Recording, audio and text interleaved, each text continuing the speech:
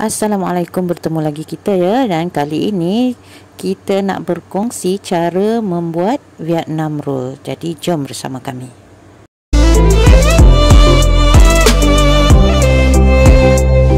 Bahan yang kita perlukan adalah seledri, suun yang dah dicelur atau direndam dalam air panas, udang yang dah dicelur, rice paper dan carrot yang dipotong halus dan dicelur. Okey, jadi itulah tadi bahan-bahannya. Jadi langkahnya yang pertama sekali ialah kita kena rendam dulu rice paper ataupun kertas yang daripada beras tu ke dalam air biasa, air bersih, sehingga rice paper tersebut agak lembut, dan kita letakkan di dalam piring yang berasingan untuk kita letakkan bahan-bahan yang perlu dibalut bersama ya.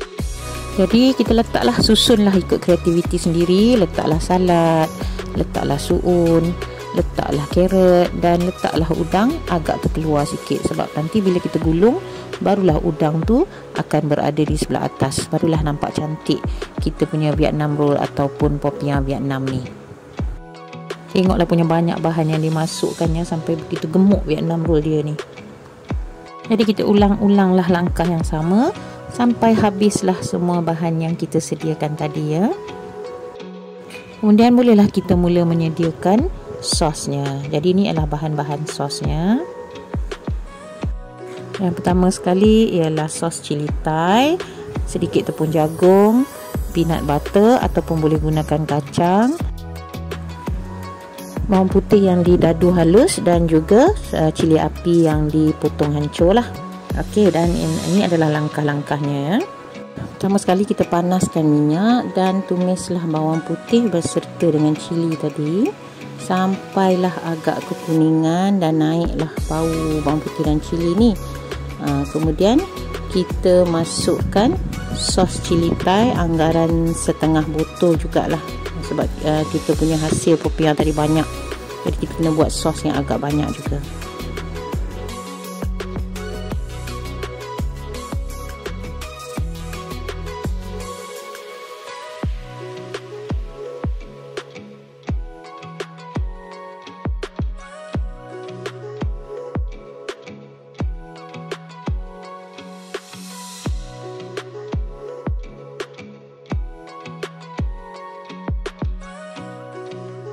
Okey, apabila telah elok mendidih campuran sos bawang putih dan juga cili ni, kita masukkan air sedikit demi sedikit. Sambil itu jangan berhenti mengacau untuk mensebatikan semua ni, dan kerana dapur ni pun agak tak boleh kontrol, jadi kita tak mau keadaan tu macam terkejut. Jadi kita masukkan sedikit demi sedikit. Kalau tak cukup sos, tambah sos. Kalau rasa sikit sangat sos yang kita nak sediakan tu, tambah lagi sos cili Thai tu supaya jumlah bahan tu jadi banyak.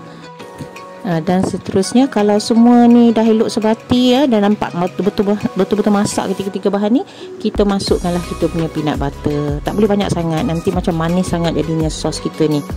Jadi kacaulah sehingga peanut butter ni betul-betul larut dan sebati dengan bahan-bahan yang kita dah masak pada mula-mula tadi. Okey, kacau betul-betul sampai kita puas hati, barulah kita masukkan campuran tepung jagung dengan air untuk memekatkan sos kita. Jadi kita kena kacau supaya tepung jagung itu tidak berketul.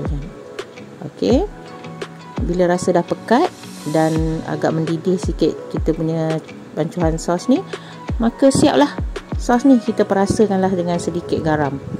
Takut kalau tak cukup masin, kita rasakan dengan garam, sebab bahan-bahan kita masuk tadi macam tak ada yang begitu masin kan. Okey, so selesailah. Itulah saja cara membuat sos untuk popiah Vietnam ini.